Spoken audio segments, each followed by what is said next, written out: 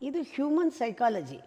ನಾನು ಕೂಡ ಹಾಗೆ ಅಂದ್ಕೊಂಡಿದ್ದೆ. ಚಿಕ್ಕವರಾಗಿದ್ದಾಗ ನಮಗೆ ಬೇರೆಯವರು ಏನು ಅಂದ್ಕೊಳ್ತಾರೋ, ಬೇರೆಯವ್ರು ಏನು ತಿಳ್ಕೊಳ್ತಾರೋ ತುಂಬ ಕೇರ್ ಮಾಡ್ತೀವಿ ಬೇರೆಯವ್ರನ್ನ.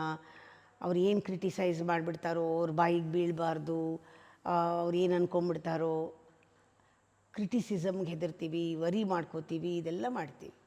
ಆದರೆ ಒಂದು ವಯಸ್ಸಾದಮೇಲೆ ಮಧ್ಯದಲ್ಲಿ ಆದಷ್ಟು ಬೇಗ ನಮಗೆ ಗೊತ್ತಾಗ್ಬಿಡಬೇಕು, ಯಾರ ಅಡ್ವೈಸು ಕೇಳಬೇಕಾಗಿಲ್ಲ, ಯಾವ ಕ್ರಿಟಿಸಿಸಮ್ಗೂ ತಲೆ ಕೆಡಿಸ್ಕೋಬೇಕಾಗಿಲ್ಲ,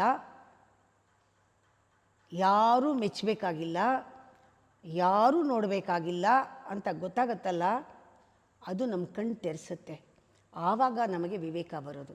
ಅಲ್ಲಿವರೆಗೂ ನಮಗೊಂದು ಹೆದರಿಕೆ, ಯಾರೇನು ಅನ್ಕೋತಾರೋ, ಅವ್ರ ಹತ್ರ ಯಾಕೆ ಅನ್ನಿಸ್ಕೋಬೇಕು, ನನಗೆ ಯಾಕೆ ಅವ್ರು ಅನ್ನಬೇಕು, ಇಂಥವ್ರ ಹತ್ರ ಅನ್ನಿಸ್ಕೊಳ್ಳೋದ ನಾನು ಈ ಥರ ಇವ್ರ ಹತ್ರ ಅನ್ಸ್ಕೋಬೇಕಾ, ಈ ಥರ ಯೋಚನೆ ಬಂದು ನೀನೊಂಥರ ನಿನ್ನೊಳಗೆ ಒಂದು ಜಾಗ ಕೊಟ್ಕೊಂಡ್ಬಿಡ್ತೀಯ.